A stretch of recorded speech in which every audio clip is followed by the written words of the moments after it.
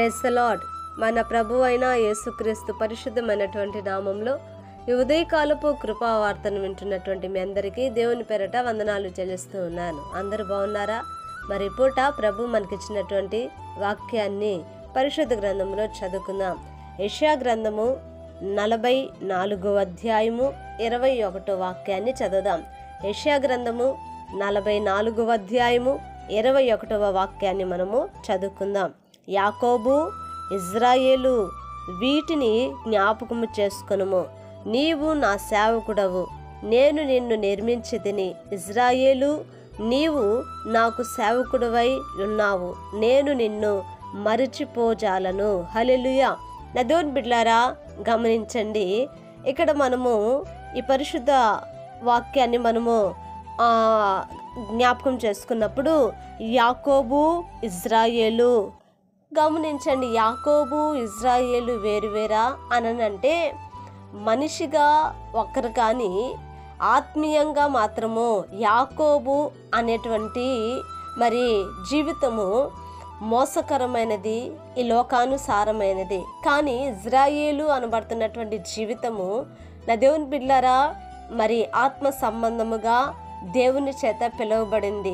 గమనించండి, ఇక్కడ వీటిని జ్ఞాపకం చేసుకొనుము. వీటిని జ్ఞాపకం చేసుకోవాలి అనంటే నీవు నా సేవకుడవు, నేను నిన్ను నిర్మించితిని.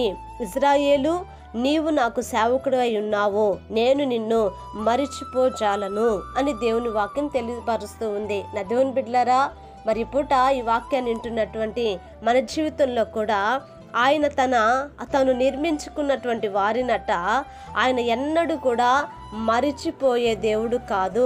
ఆయన నిర్మించుకున్నటువంటి వారిని ఎన్నడూ ఆయన మరిచిపోవటానికి మరి అన్యాయస్తుడైనటువంటి దేవుడు కాదండి.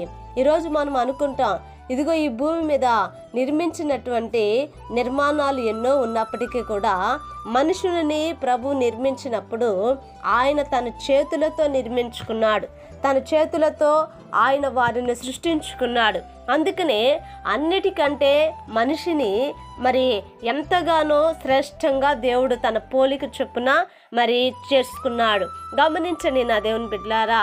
కానీ కష్టం వచ్చినప్పుడు, బాధ వచ్చినప్పుడు, శ్రమ వచ్చినప్పుడు మనం అనుకుంటాం, ఏమనో తెలుసా, ఎందుకు ప్రభు నన్ను మరిచిపోయాడు, ఎందుకు నా కష్టాన్ని చూడట్లేదా, ఎందుకు ఆయన మరిచిపోయాడా అని మనం అనుకుంటాం. కానీ దేవుని వాక్యం సెలవిస్తూ ఉంది, ఇదిగో నేను నిన్ను మరిచిపోజాలను. శ్రమలో మనల్ని మరిచిపోని దేవుడండి, బాధలో మనల్ని మర్చిపోయే దేవుడు కాదు. కనుక నా దేవుని బిడ్డలారా, ఒకవేళ తల్లిదండ్రులు మర్చిపోయినా, పిల్లలు మర్చిపోయినా, బంధువులు మర్చిపోయినా, స్నేహితులు మర్చిపోయినా ఆయన మరిచిపోయే దేవుడు కాదు. కనుక ఈ దినమున ఇదిగో నీకు, నీ కుటుంబాన్ని కూడా ఏ దేవుడైతే నిన్ను నిర్మించాడో ఆ దేవుడు నిన్ను మరిచిపోకుండా నేను పట్టుకొని నడిపిస్తున్నాడు అన్నటువంటి మాట సత్యము. హల్లెలూయా. ప్రార్థన చేద్దాం.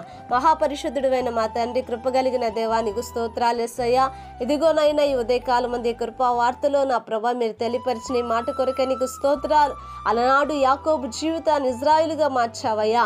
ఇదిగో నా తండ్రి, ఈనాడునైనా ఆత్మ సంబంధంగా నా ప్రభ ఎవరైతే నైనా ఇజ్రాయిలుగా మార్చబడి ఉన్నారో వారందరితో మీరు మాట్లాడిన రీతి కొరకై నీకు స్తోత్రాలు చెల్లిస్తున్నాను ప్రభా.